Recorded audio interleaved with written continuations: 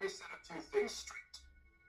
It's only sent to the lost sheep of the house of Israel, who have scattered them, changed their names, oppressed them, lynched them, robbed them, stolen their identity. Tribe of Judah, the tribe of Reuben, the tribe of Simeon, the tribe of Levi, the tribe of Issachar, the tribe of Zebulun, the tribe of Naphtali, the tribe of Asher, the tribe of Ephraim, the tribe of Manasseh, the tribe of Benjamin. This who I was sent to earth to save, the 12 tribes of Israel only. Baruch Shabbat Yom, brothers and sisters, Hebrews in Jamaica, the Caribbean to West, to the four corners of the earth, scatter greeting. This Shabbat lesson, we're going to title it, Crossing the Red Sea. What can we learn? Huh, brothers and sisters? Crossing the Red Sea, what can we learn? What can we learn, brothers and sisters, huh? In Shemot 3 and 8 say, So I have come down to rescue them from the hand of Mizraim and to bring them up out of that land into a good and spacious land, a land flowing with milk and honey, the home of the Canaanites, Hittites, Amorites, Perizzites, Hivites, and the Jebusites. This is what the Most High promised to the children, the ethnic Israel. When Moshe took the Israelites out of Mizraim, he could have made it to Canaan in a little more than a week, brothers and sisters, even though he was shepherding over 2 million men, women and children.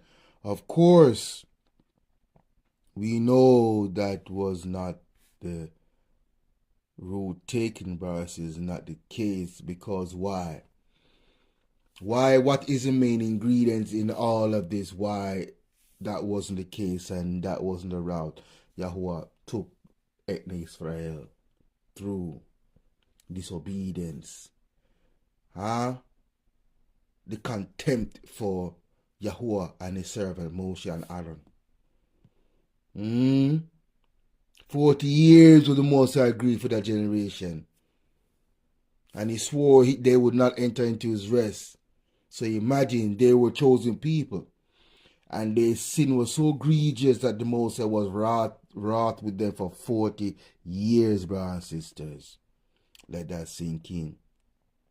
The same judgment going to reach today to our people in Israel, whether we are scattered to in Jamaica, Haiti, Cuba, Guyana, Trinidad and Tobago, Barbados, St. Vincent, Solomon Island, Nevis, St. Kitts, Bermuda, Brazil, Australia. You understand? Whatever the Most High scatter us, brothers and sisters, it will happen. So instead, he took them on a route that began a 40-year journey and involved the need for Eliyahu to perform yet another miracle. The parting of the Red Sea, brothers and sisters. Parting of the Red Sea. Moshe did not choose this route because he was confused and lost, as depicted in the movie Exodus, Gods and Kings, starring this dude Christian Bale as Moses. They love to get the pale skinned man to act our story and write our history. When we start writing our own history? Well, it's actually happening now, because we are going back into the scriptures, right, and bringing alive the word of thus saith Yahuwah, because it is our history and our identity and our roots and our culture.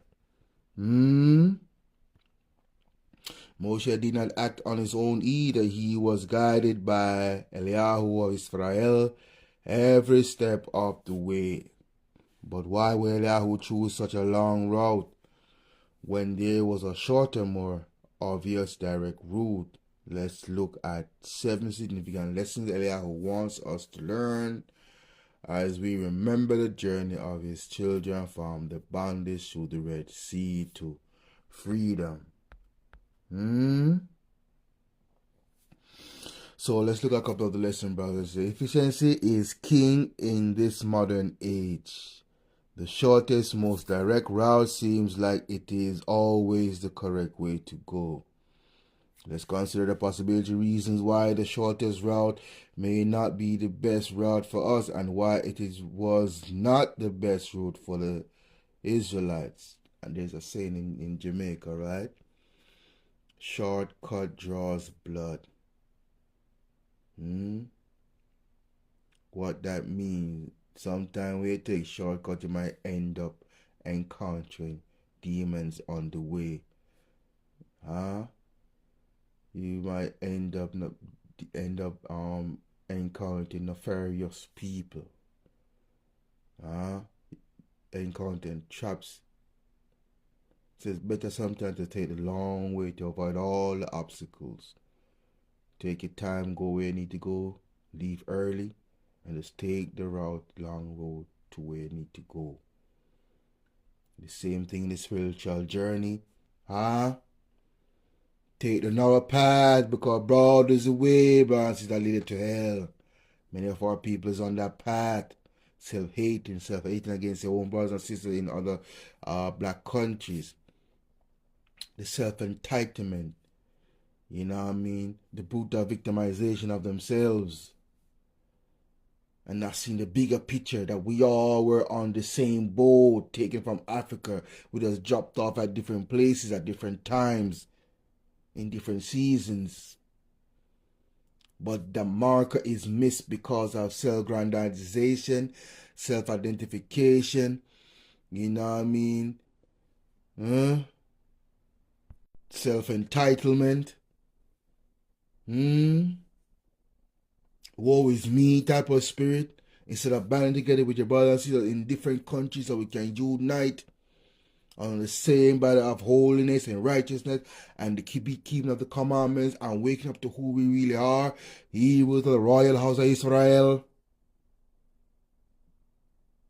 The wicked one has seeped into some of our people here in the West.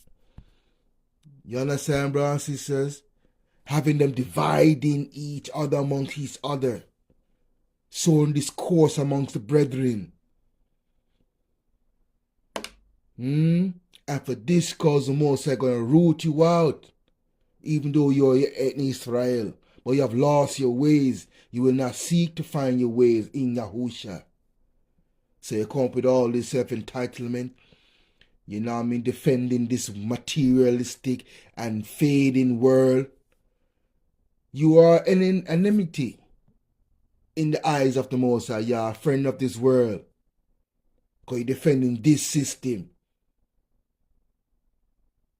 And the Most High have something good and blessing and holy and righteous prepared for you if you won't just come back to loving yourself and loving your people of ethnic, of different descent, not different descent, but different nationality who look like you, who have shared history of enslavement from these other nations, this Edom nation. You know, I pray that you may come back to yourselves and forsake these obstacles and brainwash mechanism and thought process the white man put in your mind towards your other brothers and sisters. You understand? The only way we can unite is coming back under this banner of righteousness and of the royal house of Israel. So the shortest route would have taken Israelites through a hostile Philistine country. They were not prepared to encounter such hostility, for Eliyahu said, if they face war, they might change their minds and return to Mizraim. So Eliyahu led the people around by the desert road towards the Red Sea. Shemot, Exodus 13, 17 to 18. Take it down and go research those for yourself. Moshe left Mizraim with an army of mostly broken souls who had spent the last 8 to 10 generations as slaves in Mizraim. To reach Canaan, they would have to fight the Moabites, the Amalekites, and several other nations before actually having to confront the city and tribes of Canaan itself. The Hebrew tribes were in no condition at that time to undertake such a challenge. Eliyahu sometimes bring us the long way because we are mentally, emotionally, and spiritually unprepared to face what awaits us along the short road or at the end of our journey. 2. Eliyahu wants the Mizraim to know that he is the Adonai. Though Eliyahu had a covenant responsibility to bring the Wadim people out of Mizraim, he was also concerned about the spiritual condition of the Mizraims. I will harden Pharaoh's heart and he will pursue them, but I will gain glory for myself to Pharaoh and all his army and the Mizraims. We know that I am Yahuwah. That's in Shemot, Exodus 14:4.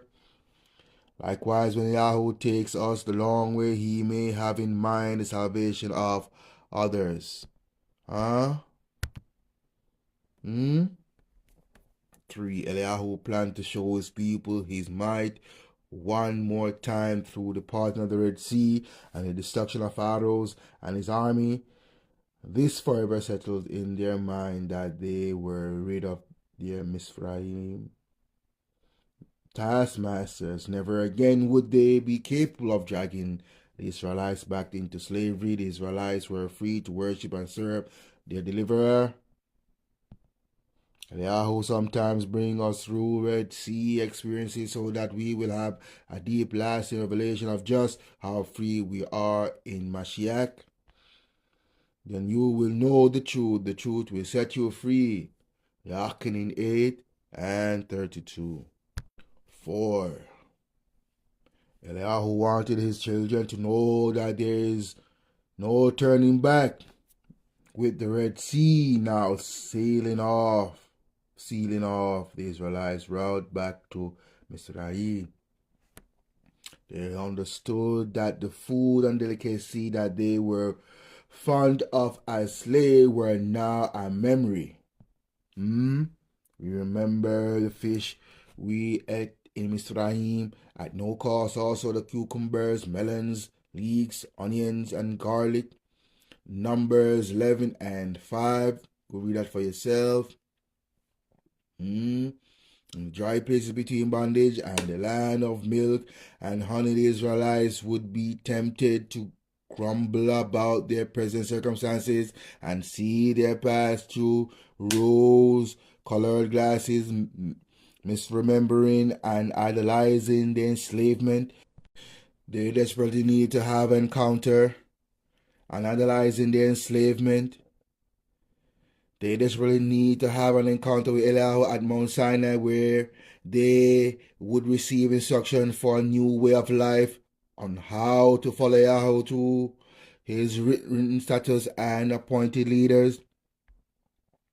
When believers are brought into a place of new life in the Mashiach but are not yet living as a new creation,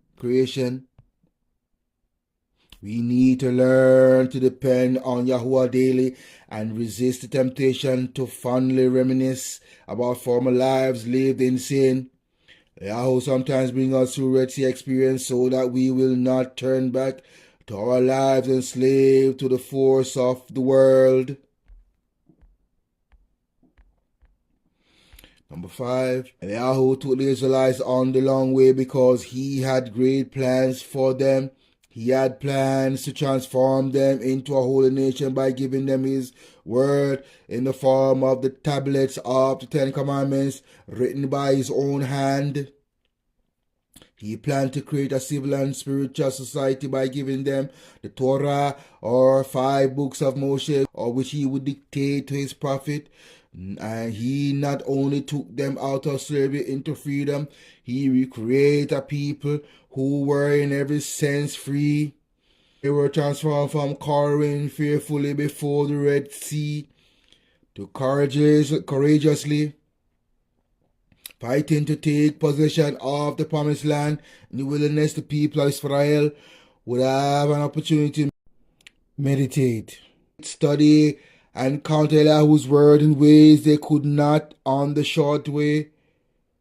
fraught with continual battles. In our own wilderness, away from distraction, and noise of the short way, we often are more attentive to the voice of Yahuwah.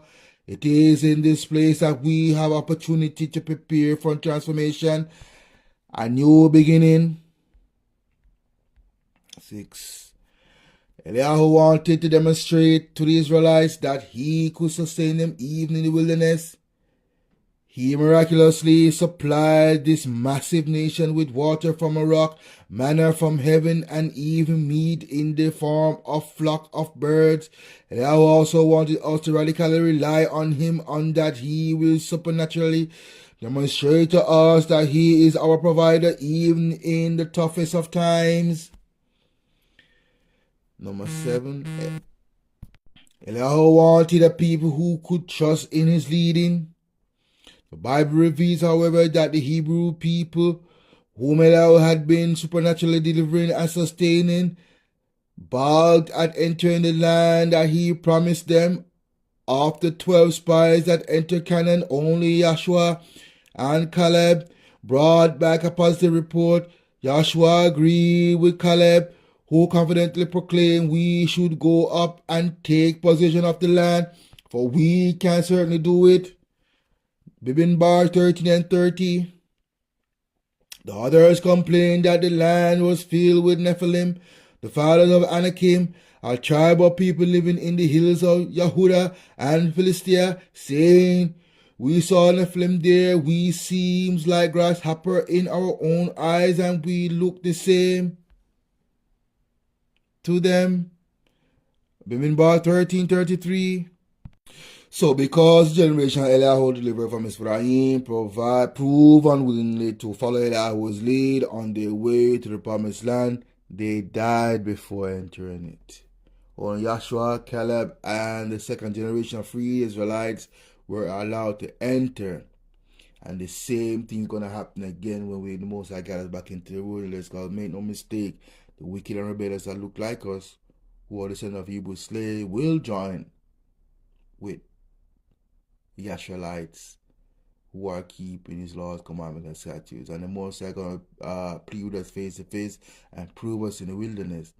And many of our people are going to get destroyed because they're still going to come with the same rebellious mindset and the love of Babylon, America, and its system of things. And with the we were in, we're going to be trying to go back there.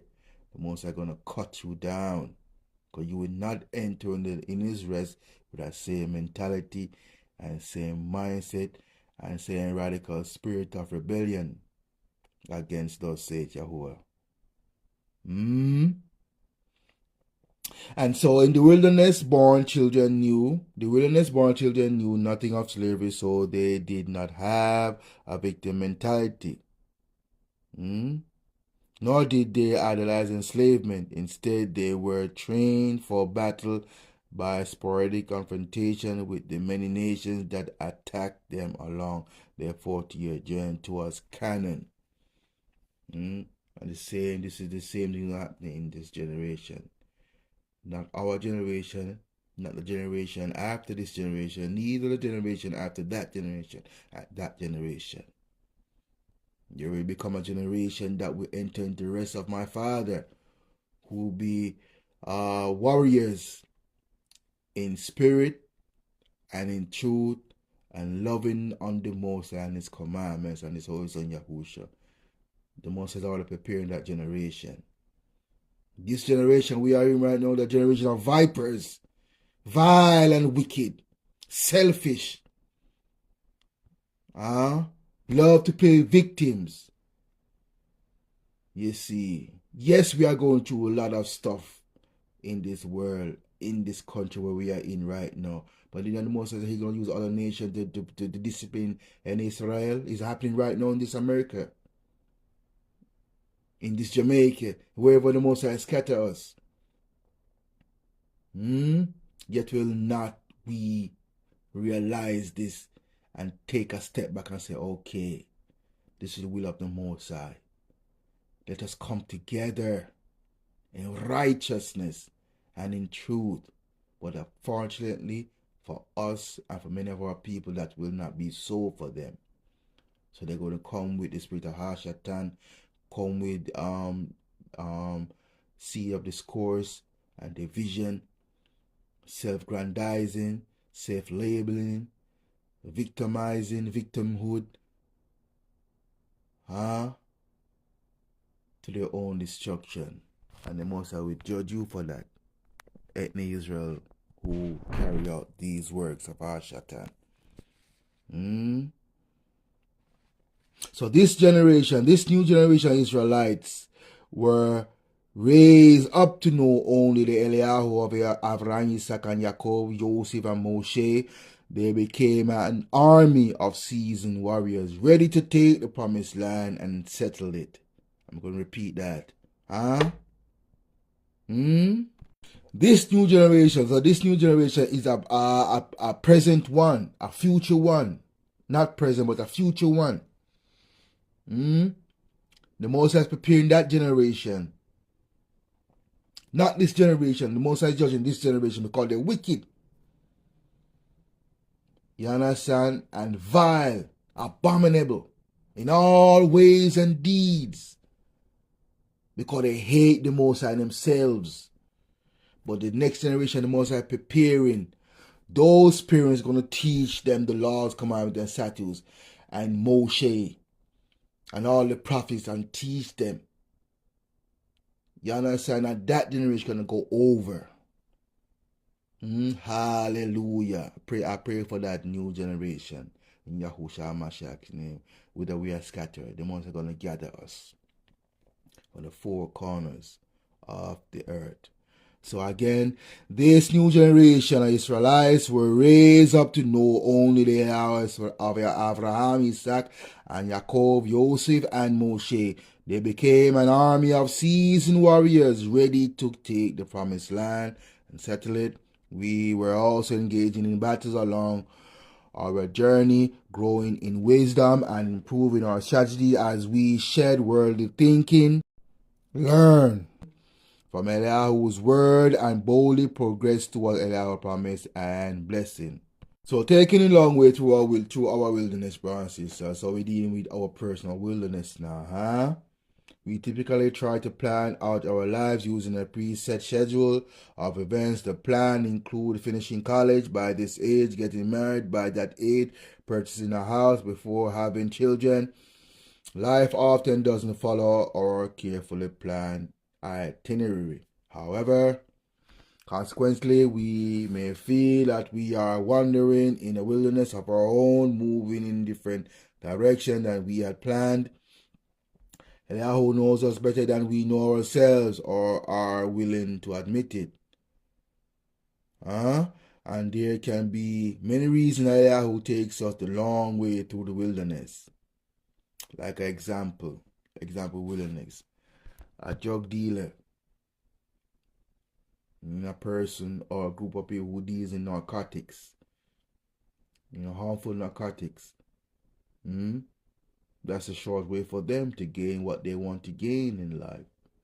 The long way is getting a job, get up in the morning, deal with the wickedness of this world and the people who run these jobs.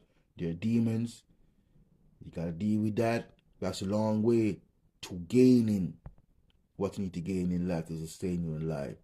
Perfect example. And what happened in that short journey to what you want? What happened? Death and destruction follow that path. You end up in prison again. End up in a form of slavery again, in chains and bonds in prison. And yet still my people just keep filling those prison cells because of wrong decision in life. They're giving these people power again over you to bound you in chains after our forefathers and foremothers fought to get out of the physical chain. Now we find to go back in the physical chain in their prison system. Make it make sense. And so consequently, We may feel that we are wandering in a wilderness of our own, moving in different direction than we had planned. Eliyahu knows us better than we know ourselves or are willing to admit, and there can be many reasons that Eliyahu take us a long way through the wilderness. For one, attaining our goals without proper spiritual growth can drive us further from Eliyahu. That's exactly what's going on right now. These rich guys, you understand, these rich guys who gain their wealth through nefarious and manipulative and deceptive tactics and intimidation. You understand? These billionaires, you see what they're doing with this world. The Most High is not in their heart. So they use their wealth, instead they use their wealth to do good and betterment of the poor people in the world, because you cannot spend $1 billion in your lifetime. Neither your generation after you or your generation after you. You understand? But they use their wealth to control and manipulate. That is why when you see some people reach wealth that quickly and that fast, even if they take the time through manipulation that quick and that fast, brothers and sisters, they always use to do evil, because that is the promise they make with Hashatan. Hashatan will give you the wealth, but you cannot use it to do good, because that wealth come from evil. It did not work from it from scratch. It did not involve the Most High in it. No, you're planning with the Most High. Yeah, you go straight to Hashatan, give it that wealth, but you cannot do good with it. That is what's going on in this world right now. These billionaires, they cannot do good with their wealth. They have to do evil with it in order to maintain it. And because of that, the Most High ain't going to take it away from them anyways. Because the scripture said, a fool and his money shall part. So, for example, some have achieved their goals, think that it is due to their hard work, wisdom, skill, education, talent. They think that Eliyahu had nothing to do with it. They might be on a successful track in life, but they do not know that they are spiritually lost. Another reason Eliyahu might be taking us through the wilderness is that it is a perfect place to learn how to depend on him. Others are in the wilderness because they disobey Eliyahu's leading, and now they are in a place where they must seek it. If you are wondering because of disobedience, the answer is simple. Turn towards Eliyahu. Turn towards obedience. In James 4:8 says, draw near to Eliyahu and he will draw near to you, brothers and sisters. So in the wilderness, we might feel like Eliyahu is unnecessarily holding back from answering our prayers. We ask him, why Adonai, why?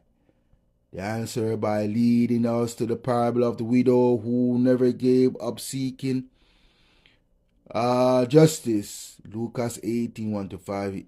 He seems to be willing us to be persistent.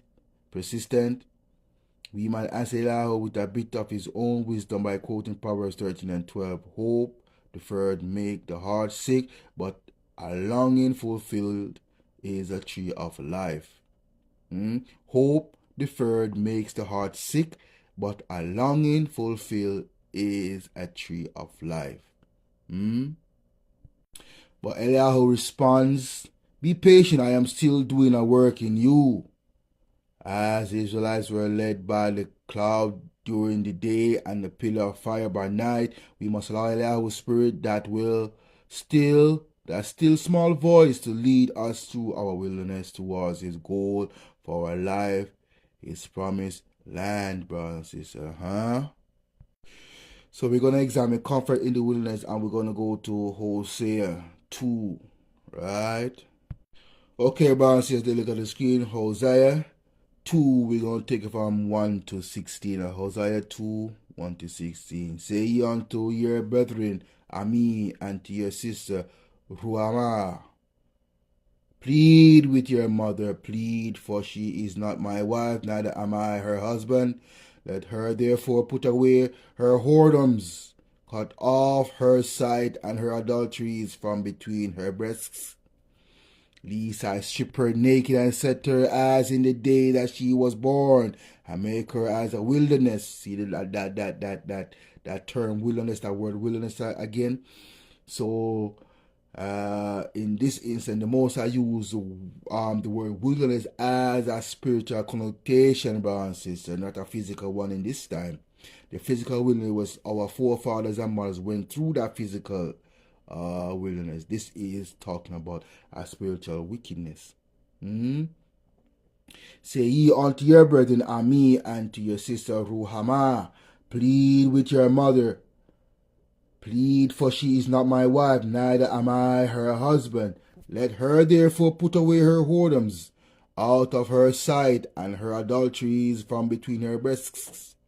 Lest I strip her naked and set her as in the day that she was born, and make her as a wilderness, and set her like a dry land, and slay her with thirst. And I will not have mercy upon her children, for they be the children of whoredoms.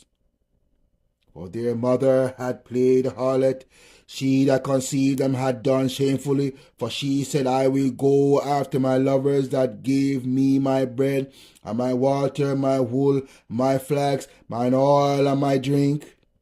That is happening right now in our community, so-called black community, whither we are scattered.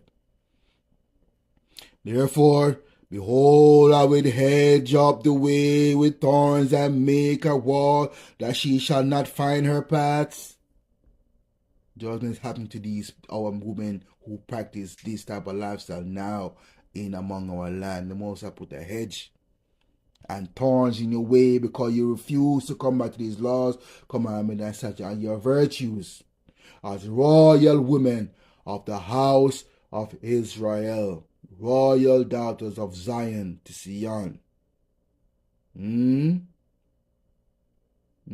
She said in verse 7, brothers and sisters, and she shall follow after her lovers, but she shall not overtake them, and she shall seek them, but shall not find them. Then shall she say, I will go and return to my first husband, for then was it better with me than now. You know, this is happened after the Most High put that hedge and thorn in her path. She still continues after her lovers, but guess what, brothers? But she shall not overtake them. And she shall seek them, but shall not find them. Then shall she say, I will go and return to my first husband. So now she remember her first husband after her whoredom failed. Nobody wants her no more. The system of whoredom and prostitution is broken. For then was it better with me than now. Verse 8. For she did not know that I gave her corn and wine and oil, and multiply her silver and gold, which they prepare for Baal. Therefore will I return and take away my corn in the time thereof, my wine in the season thereof, and I will recover my wool and my flax given to cover her nakedness. And now will I discover her lewdness in the sight of her lovers, and none shall deliver her out of my hand. And I will also cause all her mirth to cease, her feast days, her new moon, her Shabbats, and all her solemn feasts. So in verse 11 now, the Most High turn the conversation now into a system now. After he dealt with the individual person, he relate that also the same argument to the system. Because here where he said, I will cause her mirth to cease. That's incense. Her feast days, system of things. Her new moons and her Shabbat, the Most are going to stop. So the new moon, and these are the new moons and the Shabbats, these are the Most High feast days, my solemn feast days.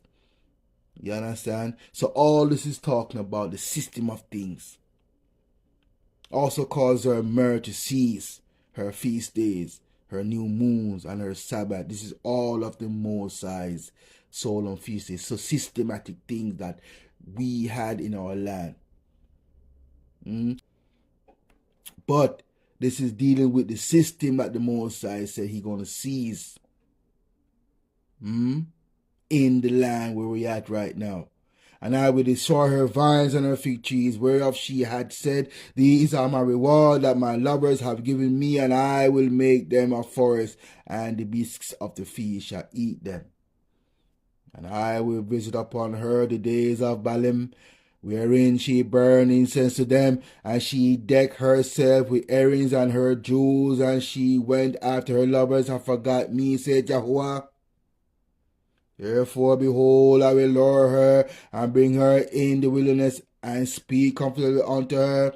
And I will give her her vineyards, from thence the valley of Achor for a door of hope, and she shall sing there.